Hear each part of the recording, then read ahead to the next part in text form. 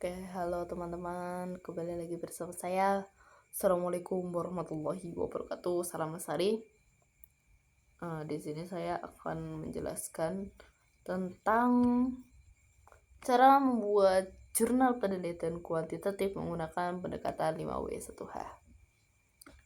Oke, jadi sebelum itu teman-teman harus tahu bahwasanya 5W1H ini sangat penting, apalagi dalam membuat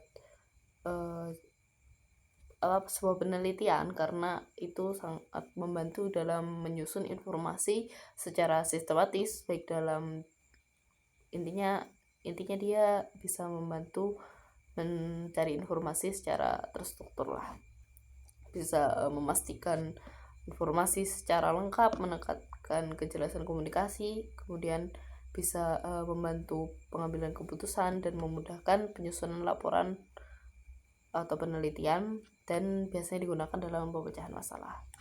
Oke, kita mulai dari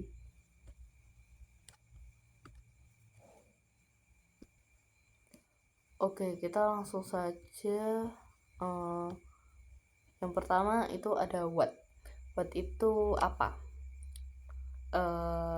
Fungsinya untuk menentukan topik dan variabel penelitian, merumuskan masalah secara jelas, dan menjelaskan tentang tujuan penelitian. Nah, pertanyaan apa? Ini digunakan untuk menggali informasi dasar tentang peristiwa, objek, atau hal yang dibahas. Ini adalah pertanyaan pertama untuk mengetahui inti dari suatu kejadian atau topik. Dengan kata lain, apa ini menjelaskan apa yang terjadi, apa yang sedang dibicarakan, atau apa yang menjadi fokus utama dalam cerita. Intinya itu. Kemudian yang kedua itu adalah who atau siapa. Nah, pertanyaan siapa ini digunakan untuk mengetahui orang atau kelompok yang terlibat dalam suatu peristiwa atau kejadian. Ini membantu dalam menentukan siapa saja yang menjadi subjek utama dalam cerita, baik dalam pelaku, korban, atau pihak terkait lainnya. Kemudian yang ketiga ada di mana atau where.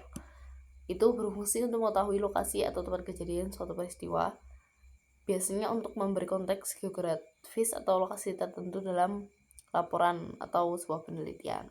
Kemudian yang keempat ada when atau kapan. Ini untuk mengetahui waktu atau periode terjadinya suatu kejadian, karena waktu ini sangat penting untuk memberikan kronologi atau penentuan konteks temporal dalam cerita.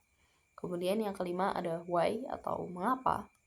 Nah, ini untuk menggali sebuah alasan atau sebab dari suatu peristiwa atau tindakan. Nah, ini sangat membantu dalam mencari latar belakang atau motif di balik kejadian yang sedang dibahas, karena memberikan kedalaman pada cerita atau sebuah laporan penelitian. Kemudian yang terakhir, how, bagaimana. Ini digunakan untuk menjelaskan proses atau cara sesuatu terjadi. Ini memberikan gambaran tentang mekanisme, prosedur, atau langkah-langkah yang terlibat dalam suatu kejadian atau pencapaian tujuan dari hasil tertentu.